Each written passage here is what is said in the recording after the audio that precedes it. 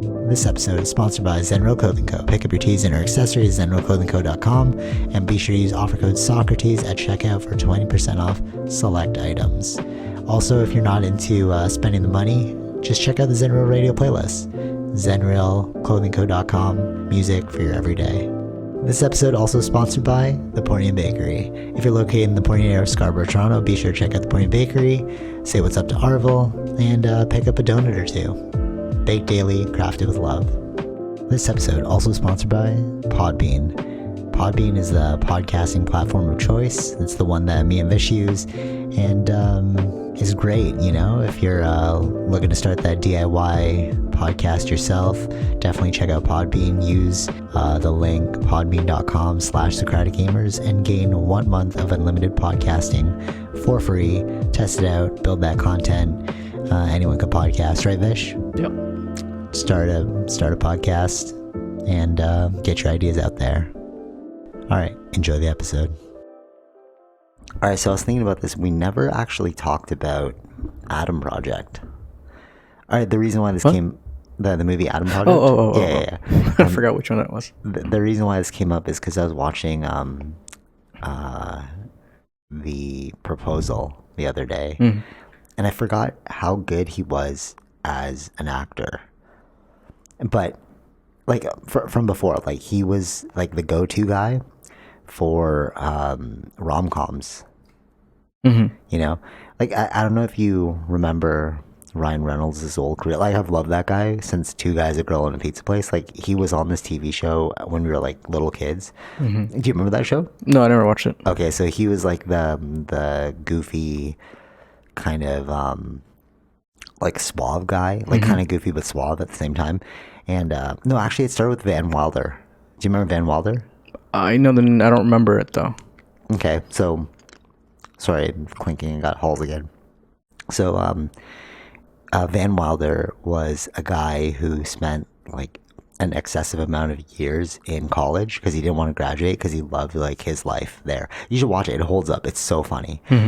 But one thing I noticed since Van Wilder until now, not only is his career taken like a very weird turn, like he became like the head of multiple different genres throughout his entire career. So let me explain. Like he was like the master of comedy and then the master of rom-coms, and now he's like the action hero.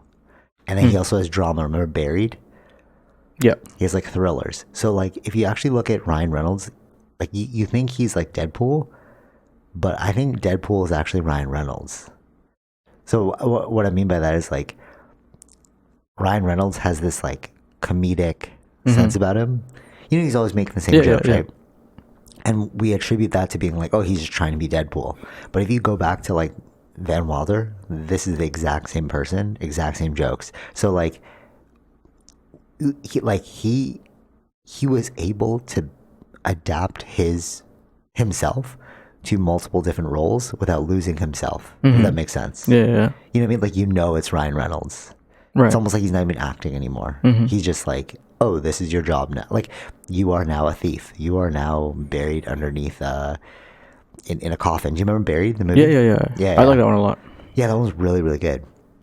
It was like super drama. There wasn't really comedy in that one, but you got to see like his acting skill.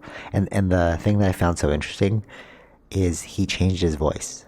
So when he was younger and older too, before he became like more mainstream, he had a higher pitched voice. And I think he realized that it made him sound too young and comedic. So he went for like a deeper tone, you know?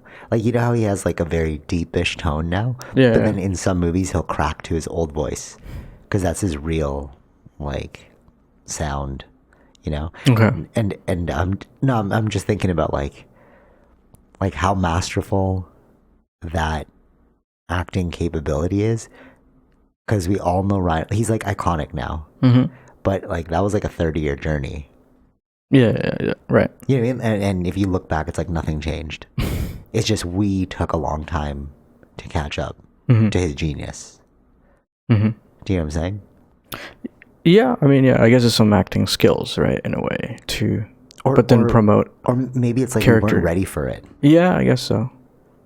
Yeah. You know, because like literally like he didn't change. Like his acting skill is like if you go watch friggin' The Proposal or like the Just Friends, like all of his like rom-coms, definitely maybe you're like, oh, he's doing the same Deadpool jokes.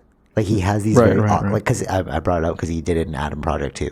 Remember when he got shot and he's like, every time I breathe out, it farts a little. Right. And it was like funny, but it's like if you watch The Proposal, exact same style of comedy. And I forgot about it until I watched The Proposal. I'm like, oh yeah, it's just like Adam Project. Like he hasn't changed. They've just put him in different roles, you know. But he's always been like jacked. Yeah. You know, and his jackness, his like height, his like handsomeness has made him naturally, you know, a rom-com guy.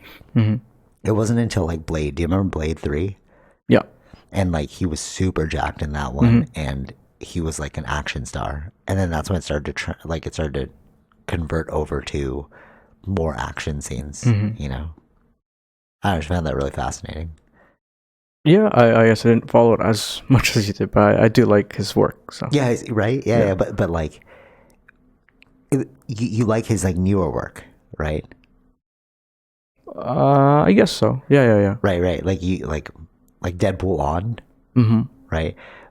It's sort of like bands, like music, right? Like if you I think I got more into him, I guess. After from Deadpool. Yeah. Like everyone did. Yeah. And like everyone. But that's why it's funny to me, because I'm like, if you watch Deadpool, you're like, oh, look, he's adopting this character. And then he does like a lot of Deadpool jokes in his like Instagram and stuff. But like, no, you've literally always been like this. The new Deadpool, not the old Deadpool. Oh, the one where he didn't talk? Yeah. He did play Deadpool in the Wolverine movie. Yeah, that was a weird moment. So you couldn't even talk. So it's like Yeah. So I don't know. It just makes you wonder about like popularity as well. Yeah. Like, what I is this think idea of, but also I think it's like the writing, but he was very closely involved with Deadpool creation, right? The new. yeah. No, but I'm telling you, if you watch like Van No, Wilder, I understand that. you're like, oh, same jokes. Yeah, no, I understand that. I think you've created something that was successful with that style that they want to continue that, right? So a lot of the stuff would be written in knowing it's going to be Ryan Reynolds, or unless there's like things where they can ad lib, right? I think it's mostly ad lib. Yeah, I think there are parts of that too. Yeah, but I think what really made it shine was the Deadpool movie, and then it caught fire, and then it made people go like, oh, we should look in this guy's direction. You know what I'm saying? Yeah. But like, I attribute it to like bands, like musicians who aren't signed yet, but you can hear like, oh, they're really good, but they're just not signed. What did he have before that? Like before Deadpool? Yeah. Like The Proposal, definitely, maybe. Right. So that I think these Just are like Friends. different genres itself. That No, it's all rom-com. no, I He understand did that. Blade Trinity. Yeah. I think Very I just think it before was Deadpool. Deadpool did skyrocket it for him. Yeah, exactly. No, Yeah. like, but he was around. Like, we saw. No, he was around, but like this is a bigger movie. You know, like exactly. Yeah. So that's what I find really fascinating. So like it's almost like a lesson here in like, just keep doing you, because you never know when it's gonna pop. Because he was doing the same stuff over and over, and then all of a sudden we all caught on, and then now we're all on like the Ryan Reynolds train. You know, and it's like it took other people telling us that he was good. It's sort of like if you like Ed Sheeran, right? You're like, oh, it's a really good album. You go back to his old stuff, you're like, oh, his old stuff is really good. It's like, yeah, you jumped on at a different. Yeah, I got you. You know, and now you have a whole catalog to look Right. at. Whereas like other bands who like keep switching up, like Drake is really good at changing his like each album is kind of different, you know. And if you're not into, the best one's Kendrick Lamar. So like his music, his albums are all distinctly different, right? Okay. There's like a general tone, but like they're distinctly different. So if you don't like his jazzy stuff, you'll like the more harder stuff, the harder beats. So it's like you were different. You know, you were like switching. Okay. Yeah. So yeah, yeah. so like there's a consistency. I see what you mean. Like, do yeah. you mean Yeah. Yeah. like, yeah. Yeah. there's a Like he was staying the consistency. same. His raps are his He raps was are the same. picking the same roles Yeah. that suited him until Exactly, yeah. Until somebody became- was like, "Oh, this is really, really good." Yeah. But then it's like, but he was always this good, right. and to me, that's what's like the. He was you the know, same on the show. Yeah, exactly the same. Okay. And, all right, but so the funny part is, I was reading like his interview, and he was going through depression, like heavy before Deadpool, Okay. because he's like, "Why am I getting the same roles? I'm getting typecast. I'm not exploding onto the scene." He's been acting for a long Yeah, time. yeah. But he's like, I've been trying, but nothing's working, right? And then Deadpool hit, and then now he's like celebrated for himself, you know. But he's like, I mean, like right before Deadpool, he was like super depressed Yeah.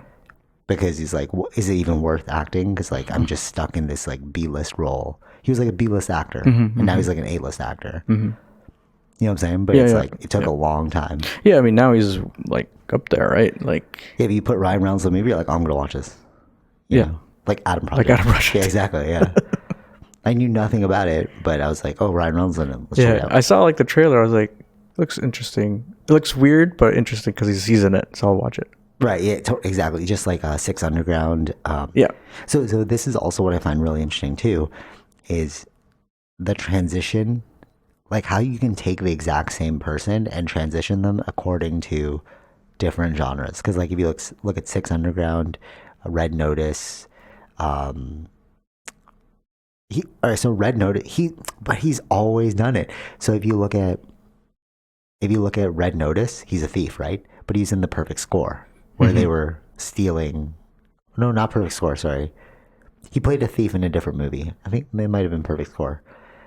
I don't know. Yeah, okay. But anyways, like it's like how like Coca-Cola goes really well with like a fine dinner, right? If you're at a fancy restaurant, you can get Coca-Cola, or if you're at like McDonald's, you can also get a Coca-Cola.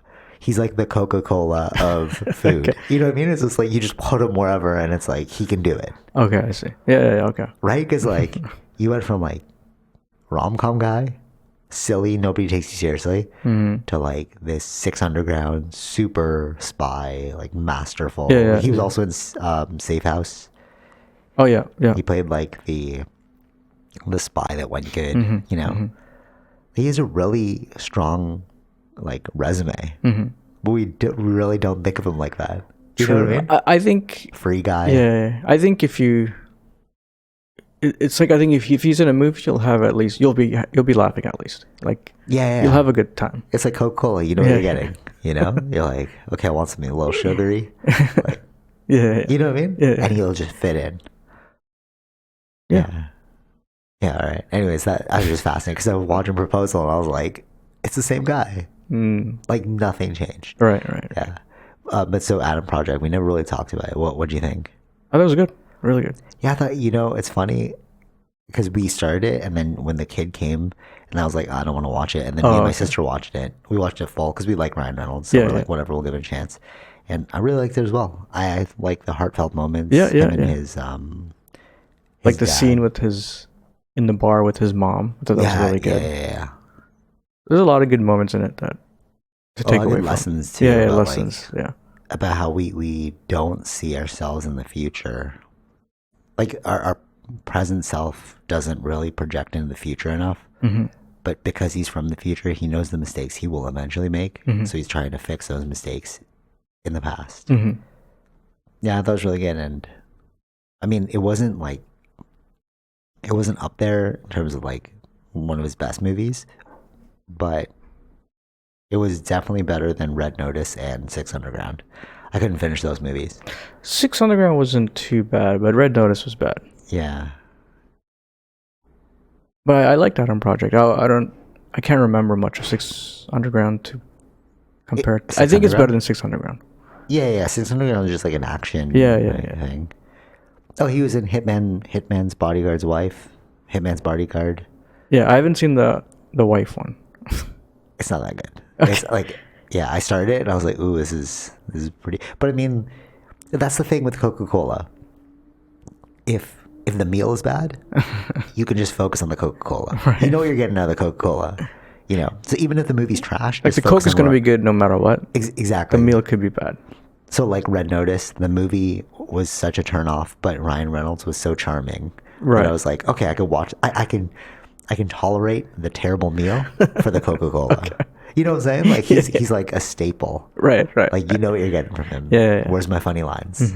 Or where's my action sequence? Right. Yeah, I think he's like such an underrated actor. When you really think about it, like super underrated. Because like thinking back to all of his movies, it's like he has a strong resume, but you never think of Ryan Reynolds as being like a really great actor. Do you? Like I don't know. No, I would not. I would not put him in that category.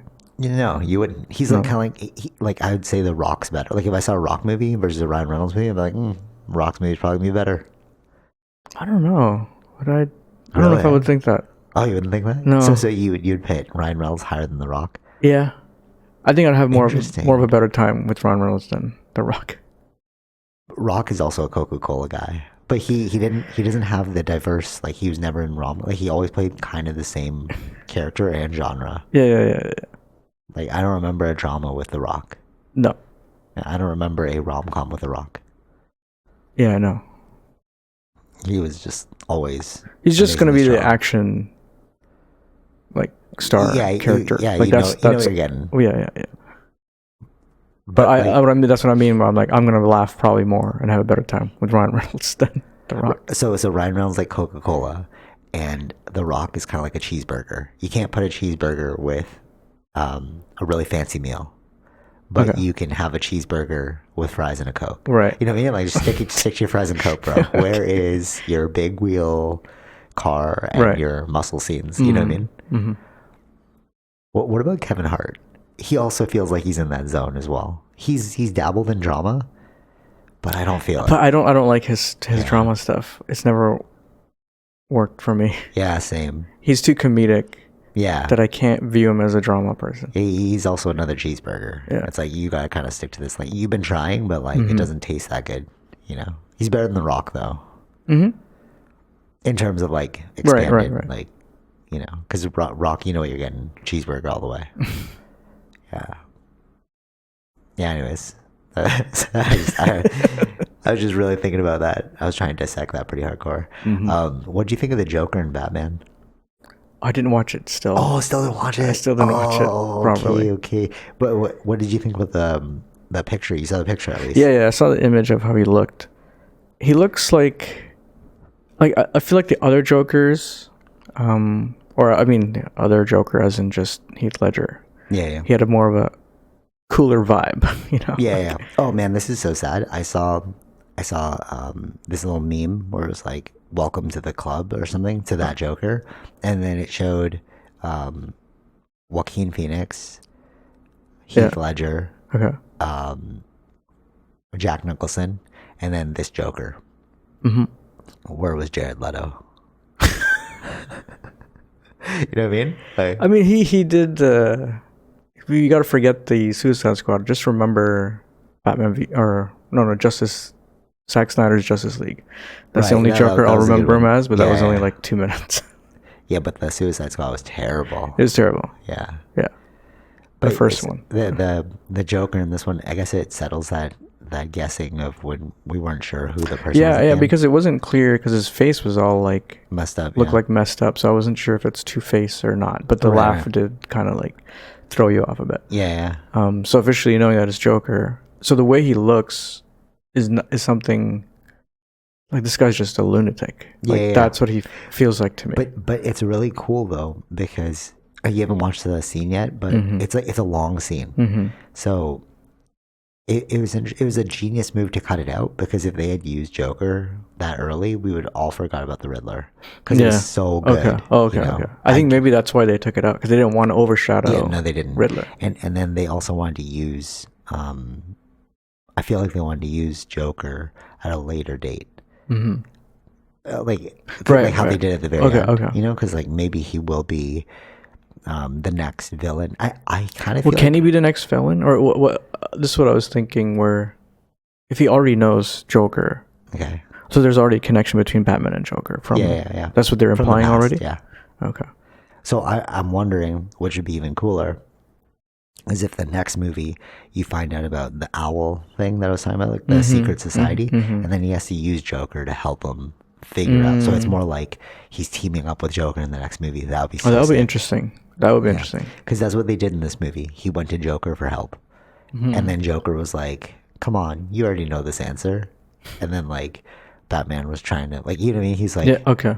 like they're both genius detectives. Right. Right. So he needed Joker's confirmation. He's like, you know you're right in who you think it is or whatever. Or like he also basically gave away who Riddler was.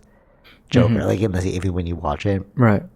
he's like, oh, it's this kind of person, it's this kind of person, and it is exactly Riddler. So it shows you like the genius of Joker that he's able to deconstruct. Okay. You know, so that's why I feel like maybe in the next movie if they paired up, that'd be so sick. That'll be interesting. Yeah. Using him, like it's not going after Joker. It's using him part of the story to solve some crime like or how whatever. he used Gordon in this movie. Right. So maybe in the next one he'll need more help. Yeah, really, really good. I feel bad that the guy he had his scene cut out though. Yeah. I mean, it's. Because I mean, like he probably told everyone like, "Oh, dude, I'm in this movie," and then like they go and they're like, "Where were you?" It's like, "Oh, I got cut out." I'm sure they tell him like these. We have to save it. Yeah, like it could be used in the next movie, like or like not used in the next movie, but like used him mainly. Maybe they have like that kind of thing where it's like because he's like a pretty signing bonus or something? Yeah, he's pretty Famous. He was in somewhat Eternals. yeah exactly. He was in Eternal, so he has got some famous like backing, right? So it's like they probably use him in the next movie. I feel like they wouldn't just hire like someone they that's like signed it. this high level. Yeah, no, exactly. That's why I was so shocked. So it makes more sense where it's like we can't have you in the scene. It's not good for the flow of the movie. It's probably fine as long as because they're going to use him in the next one. Right. Yeah. Okay. Yeah, that makes sense. Yeah. Because I saw him at the premiere, like after seeing the scene. I saw like him, like you know when you. I feel like know, hinting at him even at the end. It tells you that he's going to be in the next one. Yeah, totally. Right. So. But it's funny because like you know when you like know something now you can look back and you're like, oh, I'm connecting it. So like when I saw him as Joker and then I saw him at the premiere, I was like, oh, you were. But like nobody paid attention because like who are you gonna play? Right, I didn't know he was gonna play Joker. Yeah. That's why I also feel bad because you were at the premiere, and then your scene was like 2 seconds. Yeah. So, you know, Yeah. if your whole family came to watch you and they're like, "Wait, what? That was it?" But I'm sure he knows before the movie's out. You probably told them like, "Yeah, they got this." But no, it would have really disrupted the flow. Like, exactly. That's what I'm saying. Like that's the reason why. He'd probably understand that. Yeah, totally. Right. When you watch the scene, you're like, oh, like I don't even care about Riddler anymore. Like Joker's scene is so good. Yeah. Okay. I really. I have to watch it. I just forgot to watch it. I wonder how many other deleted scenes, like other people they cut out from this. You know, because they were really trying to make it like a world. You know, Yeah. Like they had everyone: Penguin, Joker, Riddler, Falcone. Yeah, they had everyone. Like all the names that we knew Catwoman. from the past movies all in here. And then just creating another world around it, which is good. Again, best superhero movie, best Batman movie, hands down. I'm still surprised that people like The Dark Knight better. I'm just like, what? It's good, but it's like... Like there may be something to that style. It is a little bit different, right? So it's Christopher Nolan. People like love him. It's not taken away from the other Batmans. Or I think The Dark Knight Rises and all that. Those are all good. You this is just a named, different way of. You literally just named Christopher Nolan's Batman, though. Only. Yeah. Yeah. Because that's the only one that is good. Take away from the other Batmans. But... No, I meant like the other Batmans of his. Oh, of Christopher Nolan. Of Christopher Nolan. Oh, okay. So you were just acknowledging that I didn't like the other Christian ones. Bale. I mean, the other okay. ones were good at the time we were just kids, but I didn't like them after that. No, I really like. For me, Michael Keaton will always be the coolest Batman. Not just because I grew up with him, Yeah, but yeah. like it was like a Tim Burton. Tim Burton made that movie, and Okay. like it was like very dark and haunting as well. Yeah. You I know, know, I know. For that time, it was good. I just can't watch it's that just too now. old now. Yeah. Yeah, I hate that when you like watch movies now and you're like, why do you have an old cell phone, bro? Or like this would be so easy if you just Yeah, like GPS'd it. yeah. You know, Mm-hmm. I was watching Pineapple Express, and even that is too old for me. Like it's amazing, it's still so funny, but like I don't know, it still seems like our tech is way more advanced. That I'm Yeah. just like Especially when seeing those older movies and they're still using like flip phones, and it's like, yeah. Not that they had flip phones. I think they had an iPhone. No, I don't know if they had an iPhone actually, but they were talking about like GPS triangulation of your phone, okay, and I'm like, yeah, this is not like right now. If you want to be triangulated, I'm sure it's way easier. Like I don't know, it's just like yeah, so many okay. things there that I was like, our tech is way more advanced than Mm-hmm. you know, which is kind of weird because how are you going to watch old movies going forward? It's more like I mean, I watch a lot of the period piece But types, those are right? period pieces. But like I mean, like if they're like 6 years ago, you're like, oh It's man, a history lesson. What it's was a it was 6 year old like. history lesson. Yeah, I feel like tech is advancing so quickly that we're having a hard time. Well, at least myself, like connecting to movies that it's just there's a Yeah. disconnect there. Sure. Yeah, I don't know if you feel that or you just jump right into the movie. Uh, I mean, I think I would know what I'm getting into, so that's probably why. Oh, okay, yeah, all right, fair point. Yeah. Um, Another thing, did you see 14 Peaks? No, you didn't see 14 Peaks. Mm-mm. Okay, No. so yeah, I just want to bring this up because I thought it was really fascinating. The guy, he climbed um, 14 of the tallest peaks within the death. So apparently there's like a death zone where you hit over 8,000 feet. Your oxygen Mm-hmm. isn't enough, so you get like brain issues. Mm-hmm. Yeah. So he climbed like all the 14 peaks within that death zone. Right. And the last person to do it, fastest time was like 7 years, Mm-hmm. and he did it in 6 months. Oh wow. Yeah, he said he could have done it in two, but he just didn't have the money. Mm-hmm. And I'm just like fascinated by these people that push themselves so like. So he was about to retire in the army, and then he had this idea of climbing the 14 peaks in order to inspire the world. Plus, he's like Nepalese, so like it gives more recognition to that culture. Mm-hmm. Because like no, like what was the last Nepalese Tibetan? Maybe like Doctor Strange. Like when's the last time you heard Oh, about like Tibet? talking about Nepal. Yeah, Nepal. Yeah. Like Okay. when was the last No, time they were highlighted? probably just as you said. Like Doctor Strange. But did they even say it was Nepal? It was Kathmandu. Yes. So you kind of have to know where Kathmandu is, and you're like, okay, yeah. But yeah, so I thought it was really cool. He quit. He had 6 more years left before he got his pension and his retirement pension, and then he decided to quit and then climb these mountains. All right, so the whole story was about like following your dreams no matter what, right? Mm-hmm. Because anything's possible. Like so because they said it's impossible to climb these mountains, he called it Project Possible to be like, Okay. right. Yeah. And I feel like as I get older, I'm kind of like, I feel like that's just another outlier story. Like Malcolm Gladwell wrote a book about outliers, and he's like, all these special people that we look at, they kind of had everything perfectly positioned in a way that they could do these things. So like he climbed these 14 peaks, but he's also a special ops soldier, and he also was like the first Gurkha. So like Gurkhas are like the in Nepal, they're like the elite commandos. So he became one of those, Okay. and then there was an opening in the British military, so he became one of those. So like he has this really intense background already, Right. So if you looked at it like, oh, it's just a random, like me from this computer chair, oh, I'm gonna go climb the 14 peaks. It's like you can do anything, but it's like not really, because you had other things stacked in your Yeah, favor. yeah. Even though he's like, I came from a village with nothing, I didn't even have slippers. It's like true, but your history allowed you to get to this point. Mm-hmm. You know.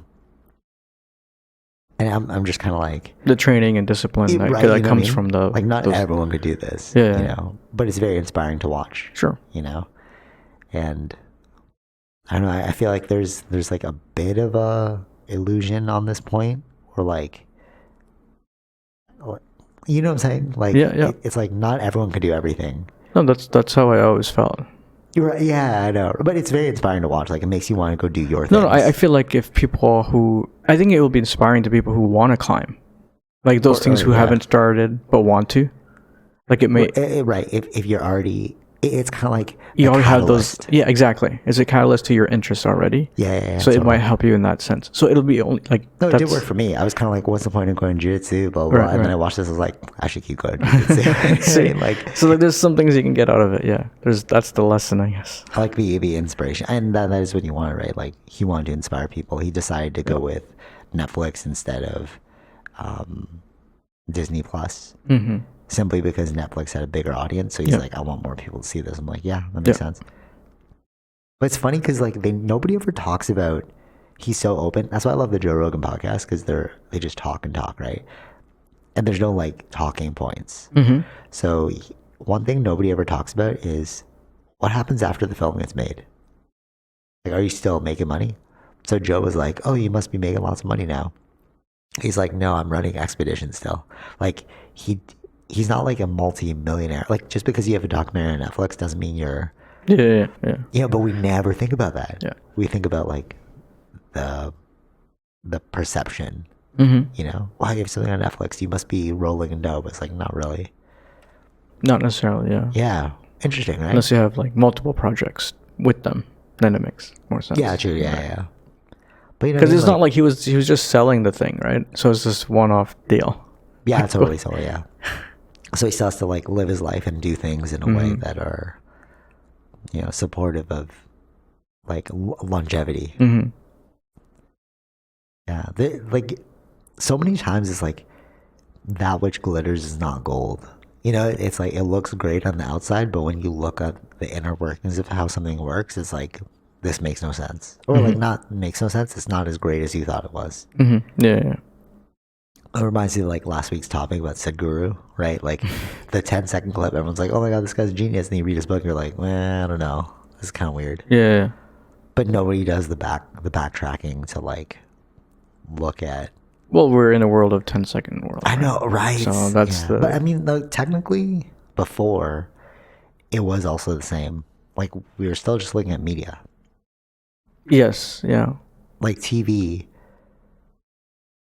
was still the exact same thing. It's like you're still looking at the hour of the TV show. Or, yeah, but you got to be there at the time when the show is on. You know what I mean? Like, if you missed it, you missed it, right? You're out of it, kind of thing. But like now, it's just we're like bombarded. We're more bombarded with 10-second clips. And then with the algorithm, if it's popular, like everyone's gonna start watching it. Yeah, fair point. The audience is bigger now than before. Fair point. Yeah. Or like less centralized. Because like before, your only media outlet was the one media outlet. But now if you want to look at something online, you can.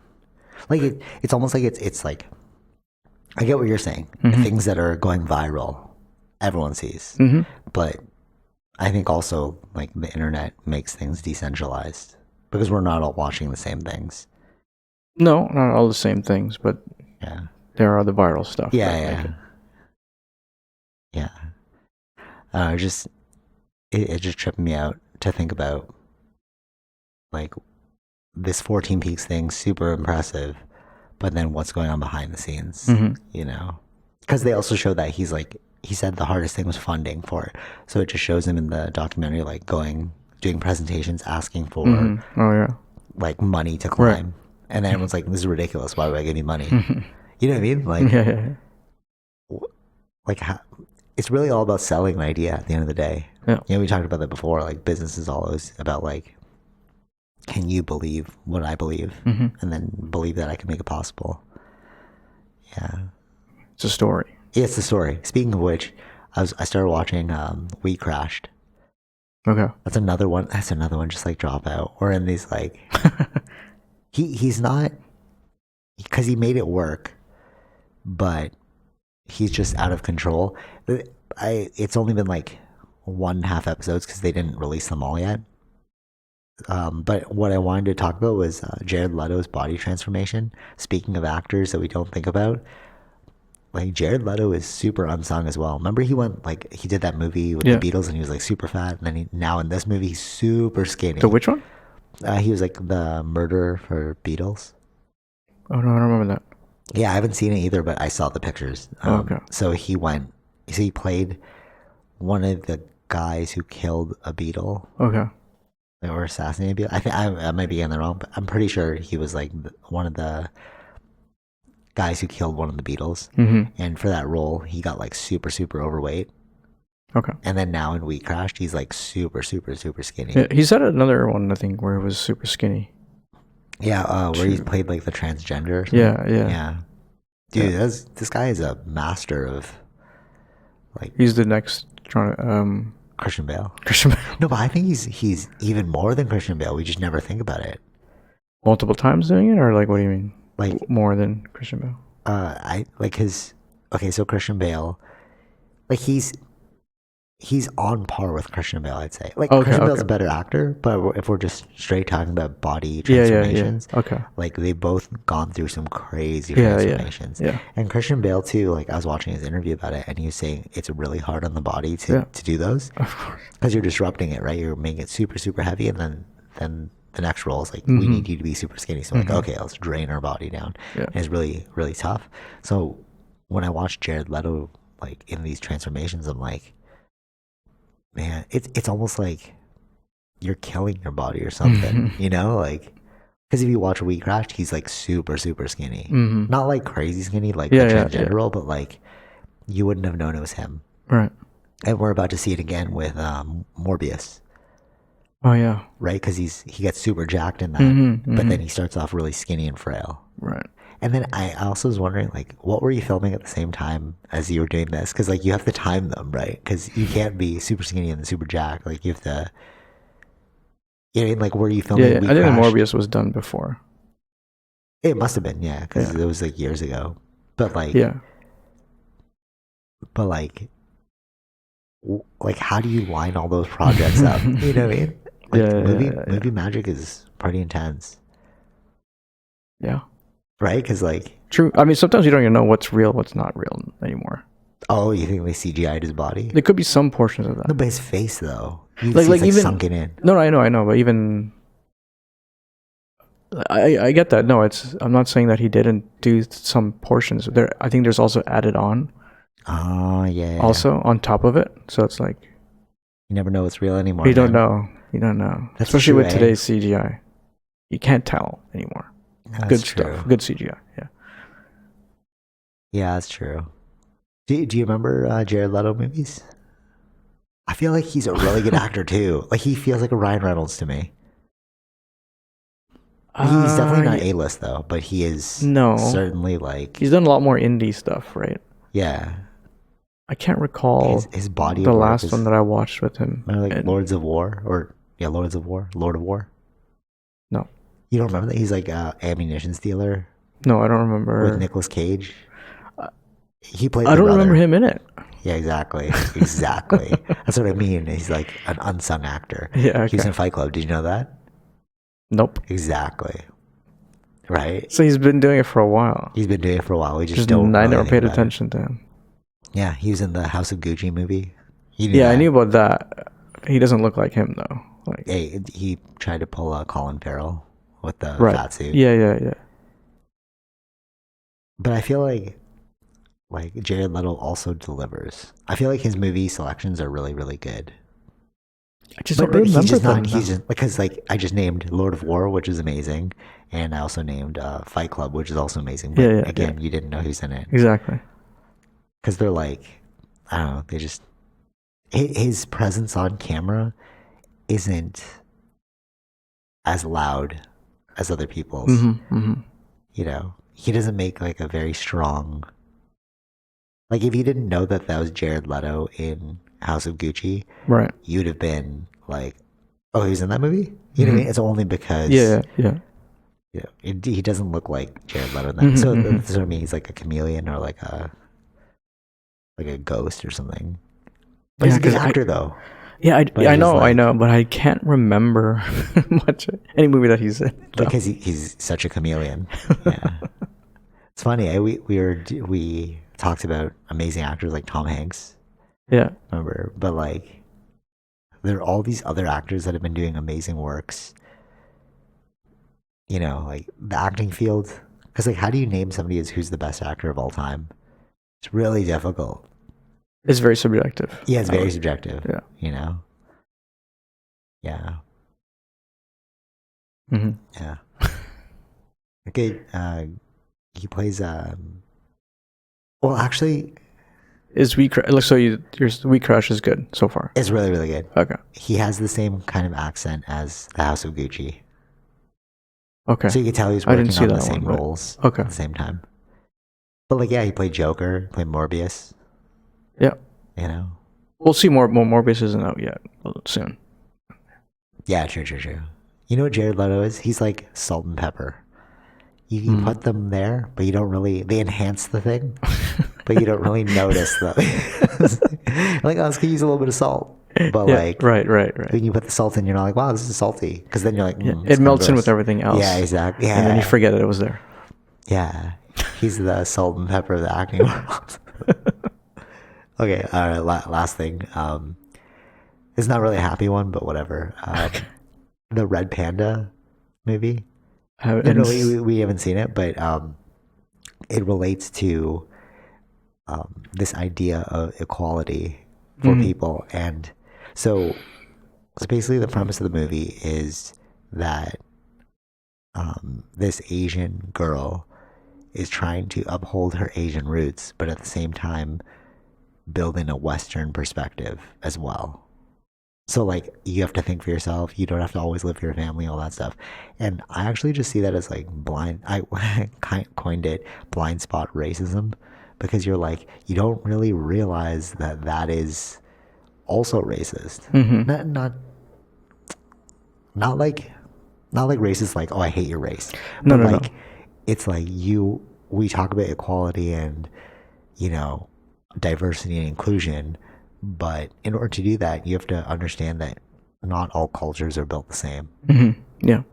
You know what I'm saying? And like true equality would be just straight open mindedness. That's really all it is, right? Because you have to be like, okay, that's just how Asians operate, you know? And Yeah. right.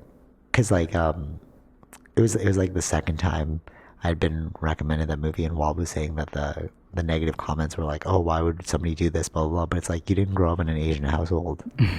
So like to us, like it's called filial piety where you like respect your elders, you know, or like you do things for your parents that like, okay, basic example. Cause, cause I was told this growing up a lot.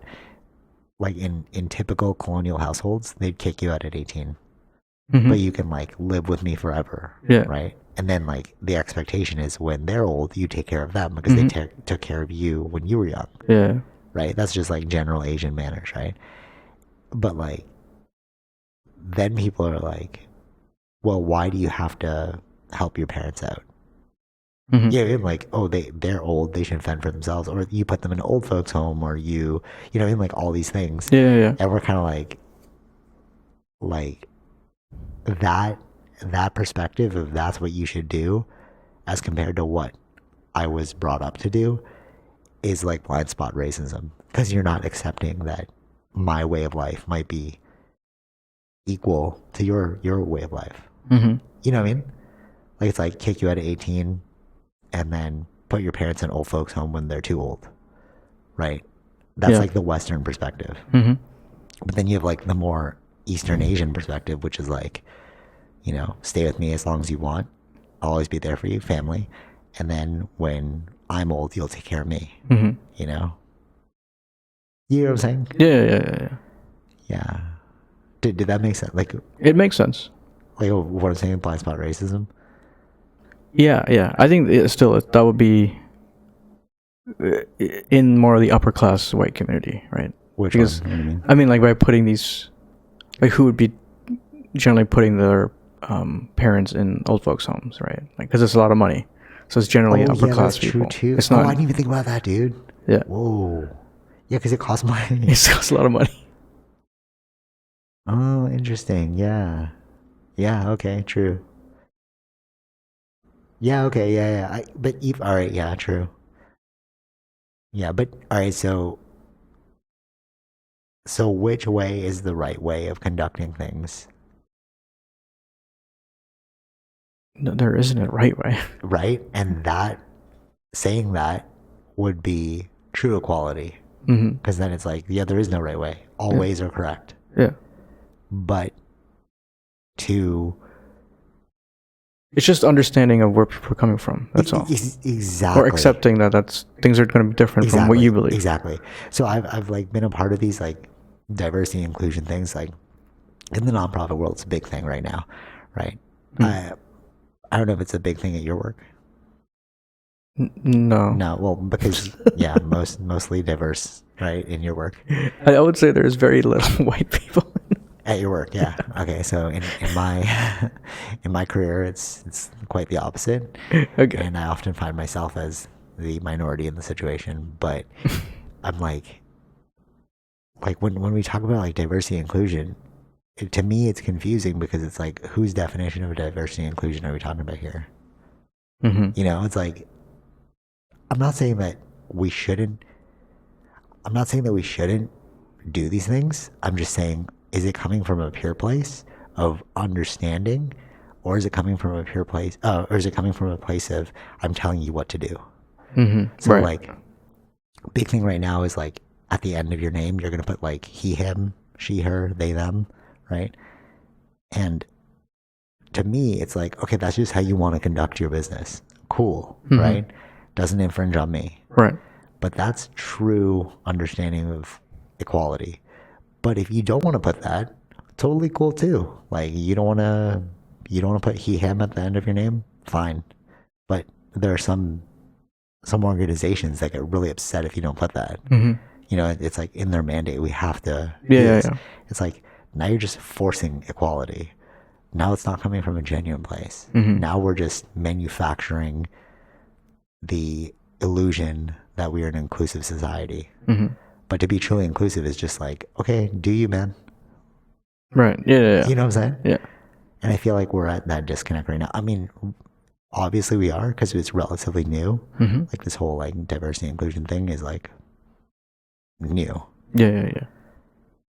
Like it just came out within the past like Right. few years. But Right. so we're obviously going through the growing pains, but I think we're still not there yet. Yeah. There's still a lot of other issues too. Like recently with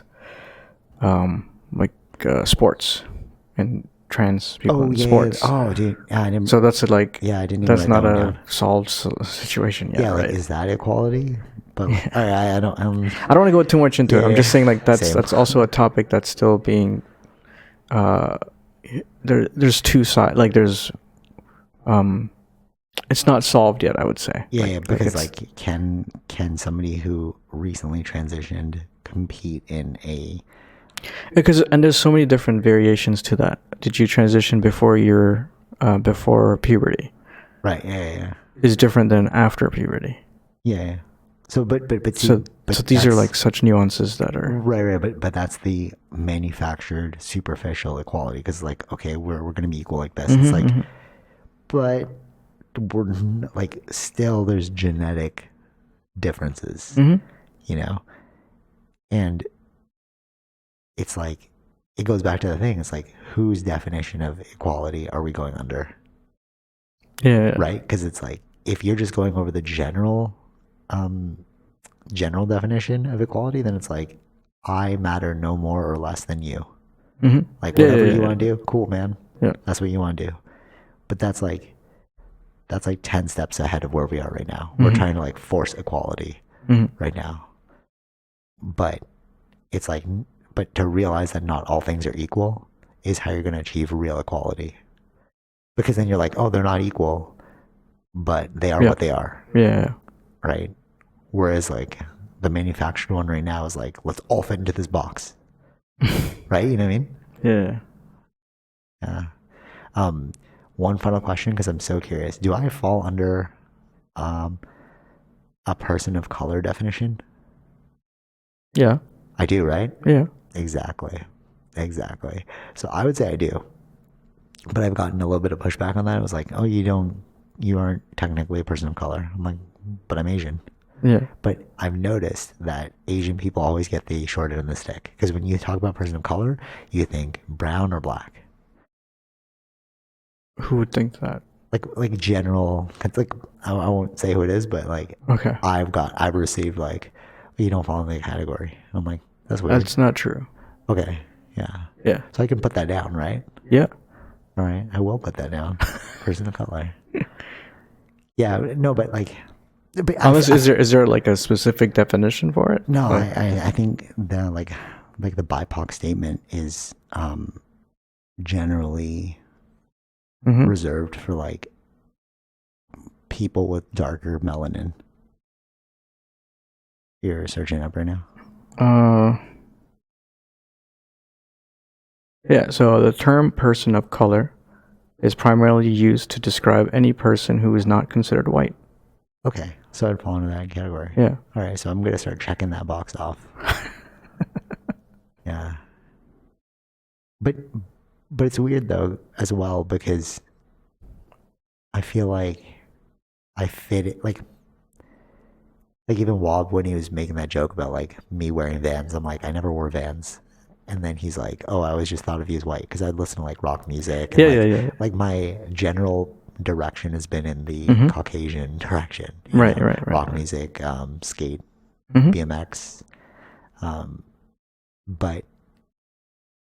But if you So okay, just to add to that. So it's people of color is for people who are non-white. If you want to be more specific, then it's BIPOC, yeah. BIPOC. Yeah, see, like we're really like, why do we even need to do? I feel like, all right, yes, we need to do that because there has been an unequal slant in the direction of the Caucasian Mhm. society, you know. But Well, we're in a dominated Caucasian yeah. So society, it's almost like we're trying to include these terms to make things more, equal. But when I see like companies with mostly Caucasians, I'm like, what are we, you know? But it's also 'Cause who's applying to it too, right? Yeah, you brought that up before, and like, I never thought about like Like maybe they want to be more, but then if nobody's people are not applying to it, applying, yeah. right? Generally, they would be applying more towards like engineering fields or like these sort of Yeah, maths fields. Like that's where you're gonna find a lot of people of color, yeah. right? Or like in marketing, and, yeah. which But is my that's field. yeah, but there's in those fields, I don't think it's as many. No, Yeah, I'm often the only person of color, and I'm yeah, like, that's oh, what I'm this is quite saying. odd. That's what I'm trying to say. It's like that 'Cause field has they more. wouldn't go, that makes sense. So Right, it's like if I go into like they want to hire more women in coding and stuff, but there's a lot more men generally who are applying for these jobs than yeah, women. right, and then it goes back to the equality. It's like, do you judge somebody based on their output level, or do you judge somebody based on their like visible looks? So like if you have like 20 male coders and one female coder, but she scored the lowest in her class, are you going to hire her just because you're trying to hit a quota? Right. You Yeah. know what I mean? I feel like quotas too are like also ridiculous. Yeah. What I'm saying is we have all these rules. Well, generally it depends on the quota. Like in that sense, yeah. But like there are other ways where, someone who's equal, let's just say they're equal. Okay. You might pick someone you're more related to than someone who's not. Right. I don't like bias. So that would be where the quota would come in. the quota would work. Yeah, but not everyone's equal. No, I know. I'm just saying, like they are. Let's just say they were. That's how it's supposed to be used as. No, right? totally. I agree with you. Yeah. But what I'm thinking is we have all these rules set in place that are trying to push us in a specific direction that society wants us to go, but I feel like society, aka us as a community, is like too confused about what's going on. Like we have democracies, Mm-hmm. right, where you get to choose, Yeah. right? But if you live in a older society, which is Sure. more like, um, almost like totalitarian governments, Mm-hmm. like Sure. kingdoms. Yeah. Yeah. Back when we had like kings and like, you know, is it like if there are too many cooks in the kitchen, you're never going to get the correct thing done. So it's almost like you need somebody being like, no, this is where we're headed. Because their whole job is to look at society as a whole and direct us in a specific Okay. path, right? Mm-hmm. But if we have like if we're voting for everything, Mm-hmm. then it's like that just going to take longer. For change. Yeah. Yeah. Because then we're going to be confused the whole time. It's like, Yeah. It takes time. we Yeah. need But these. but at least change can generally happen in other words. Right, no, It's yeah, not necessarily totally. true. Trade-offs in both Yeah. sides. Of course. But I just find it weird that, we have all these rules and regulations now to try and make us more civil as a society, Mm-hmm. but there's like a limitation. If you just like think about it logically, there's going to be a limitation in all these rules. Like, Mm-hmm. what do you mean by equality? Like, or like quotas, like I just said, Yeah. 20 to 1, Yeah. and then the one person's terrible at their job, but you have to hire them because of a quota. That makes no sense. Right. Yeah. I think, the biggest takeaway is just we really don't have the world figured out. No, of course not. No. I know, but like when you're a kid, That's why if we you're a keep kid- changing. That's why you keep bringing new laws or new changes to these things. Right, totally. Because we're not perfect. Yeah. We're not perfect, but I think, the general assumption is that most people have everything figured out. Yeah, I think you think that's that. what they want people to know, right? Like if you're at the lower end of the totem pole, it's like just go to your factory work. It's all good. We have this figured out.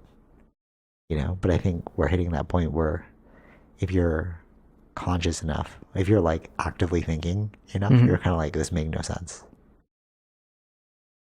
Yeah. Right. That's almost like a lesson you got to learn early. Yeah, I feel like life. that's what I was thinking. Like generally as a kid, I was but then not. as you grow up, you realize it's not all figured out. Yeah, exactly. That's what I mean. Yeah. And I wonder if that's like the whole concept of being jaded. If you're like, oh, I got jaded as I got older. It's like, do you get jaded? Maybe. Or do you Yeah, it become more could be realistic? that, but like You took your rose-colored glasses depends on off. how. Yeah, but depends on how you look at it too, right? So there is that we haven't figured it out, but there are things that we're doing that are changing things, right? Yeah. Positively. At times it can be negative, but then we're still striving towards the positivity change, right? Yeah, I see your point. There's an analogy from Jordan Peterson. He talked about it before. Mm-hmm. When you leave the garden, so like when you're in the Garden of Eden, aka a child, you're like, you look at everything as, this is the way it is, and everything's figured out. Then you eat from the apple of knowledge, and then you gain conscious awareness of being like, wait, this isn't actually how things are. Like what we were just talking about. Like, Yeah. if you just go through the thought process, you're like, this is illogical, right? But then you have to become super conscious, which is what we've strived to do, where you're just like, oh, it is what it is. Yeah. Like you put back on the rose-colored glasses because you know now that, like, the new rose-colored glasses weren't the old rose-colored glasses. The new rose-colored glasses are like, oh, it's just humans doing human things. Yeah. Because I feel like that's the transcendence from being jaded. Because when you're a kid, you're not jaded, but then you get jaded because you're like, wait, society's not all it was cracked up to be. Right. But then when you realize that, you're like, okay, it is what it is. Like, I just need to live my life in a way that's agreeable to my, desires. Yeah, but that happens on depends on. But not everyone can do what it. What your relative desires are. It cannot be always done in. Right. Like live within your realistic means. Right.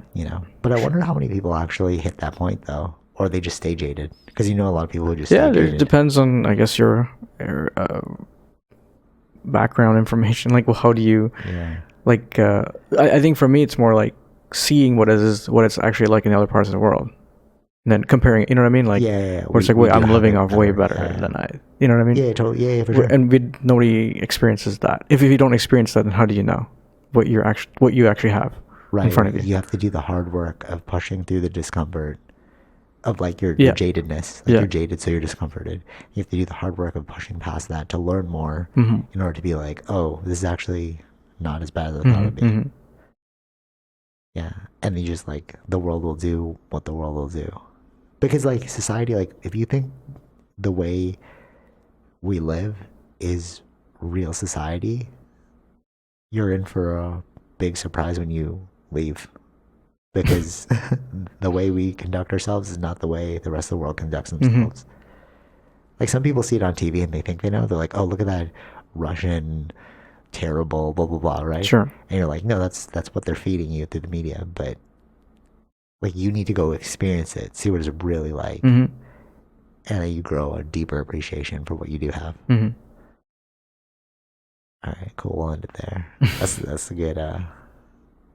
That's not a negative way to end it. So push through discomfort in order to end up appreciating what you have in life. Yeah. Yeah. It's a short life. Yeah, yeah. That trips people out every time I say it. I was having like coffee with someone and they're like, oh yeah, talking about like spirituality. And then they're like, oh, how do you remain so calm? Or like, blah, blah. And I'm like, I just know that our time is very finite and we're all going to go. So might as well just enjoy what time we have left. And they were like so taken back because like death is such a taboo subject. Yeah. You know, even I switched my I mean, yeah, we are very much sheltered from death. Yeah. Right. It's kind of like Buddha being sheltered. Totally. Yeah. Or Siddhartha at the time. That's why I wanted to read that book by Sadhguru called Death. Mm-hmm. Like he had like 2 or 3 gems in there, and one of the gems is like, yeah, we're as a society so adverse to the idea of death, and that's what makes us not appreciate life, because you can't know life without death. Right. Because you got to know that your time is very short.